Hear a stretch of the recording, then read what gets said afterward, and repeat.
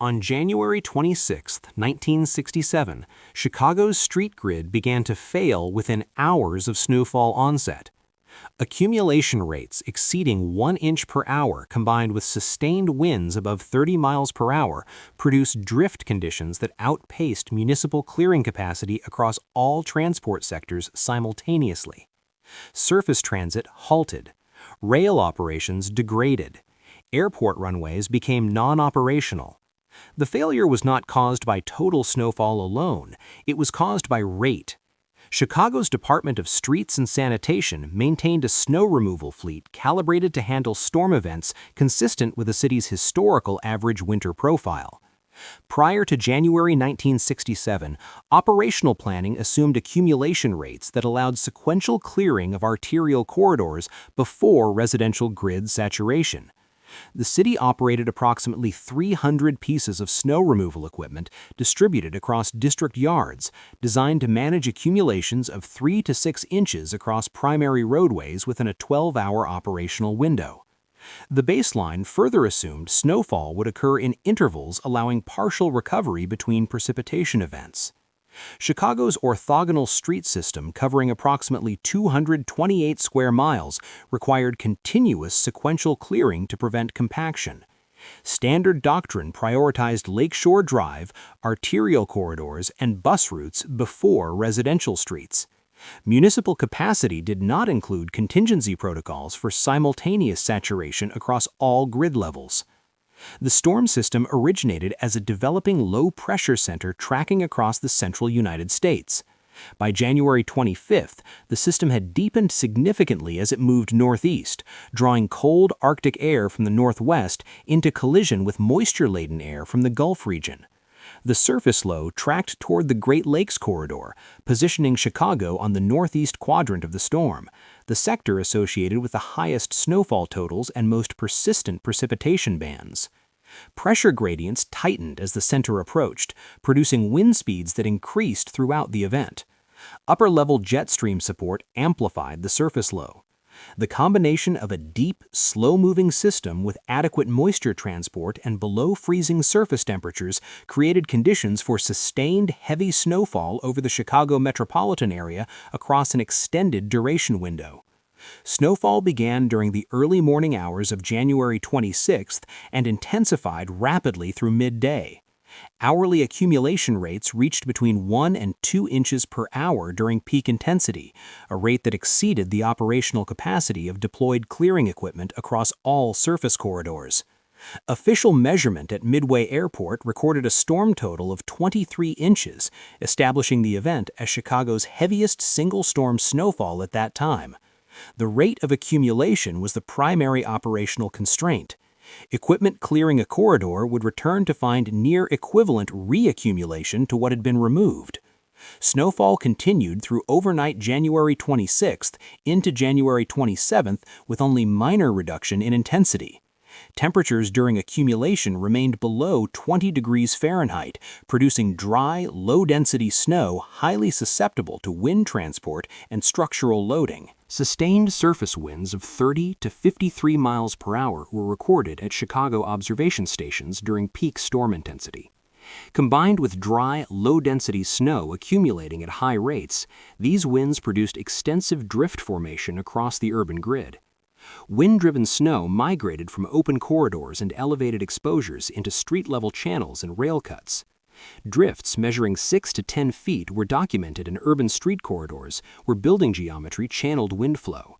Expressway overpasses and elevated rail structures were particularly susceptible, accumulating drift depths that exceeded vehicle and equipment clearance tolerances. Arterial intersections with wide cross-sections acted as drift collection zones.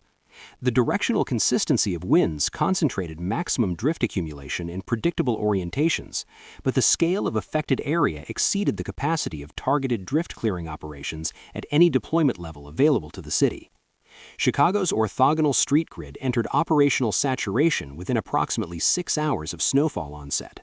Primary arterial routes that had received initial plow passes were reaccumulating faster than equipment could complete secondary circuits.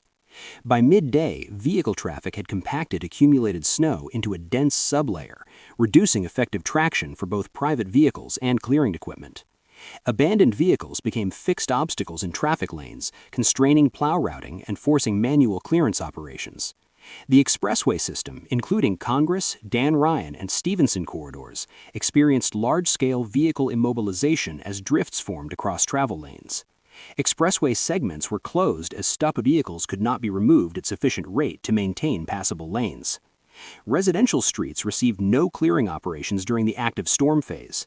Snow compaction under halted traffic created a consolidated base layer that resisted standard plow blade contact, requiring heavier equipment for all subsequent clearing operations. Chicago Transit Authority's surface operations degraded progressively through the morning hours of January 26th. Bus service on arterial routes slowed as street accumulation increased, with headways extending beyond scheduled intervals. By early afternoon, surface bus operations on multiple corridors had effectively ceased as vehicles became stuck or were blocked by immobilized automobiles. Elevated rail operations experienced track accumulation and switch failure as snow packed into rail joints and signal infrastructure. Several elevated line segments suspended service as the storm progressed. Chicago and Northwestern Railway and Illinois Central commuter rail services experienced substantial delays and cancellations, with inbound evening rush hour services unable to complete normal operations. Suburban commuters who had reached downtown on morning trains were unable to return, generating large stranded passenger populations at terminal stations. Full surface bus service restoration required several days following the conclusion of snowfall. Both O'Hare International and Midway Airport experienced operational shutdowns during storm. Runway accumulation rates at O'Hare exceeded the clearing capacity of airport snow removal equipment, making continuous runway maintenance impossible during peak snowfall intensity. Equipment cycle times were insufficient to maintain runway surface conditions below minimum friction thresholds. Midway Airport, which recorded the official 23-inch storm total, closed to commercial operations as both runways and taxiways became non-operational. Aircraft on the ground could not be positioned for departure. Arriving flights were diverted to airports outside the storm's primary impact area. Gate operations were disrupted by jetway and ground service equipment immobilization. Airport access roads were blocked by the same grid saturation affecting city surface streets, preventing personnel and equipment from reaching facilities at necessary operational staffing levels. The blizzard imposed structural loading on Chicago's overhead utility infrastructure that exceeded standard winter design parameters in localized areas. Snow accumulation on overhead power distribution lines, combined with wind loading, produced conductor sag and insulator stress across distribution circuits.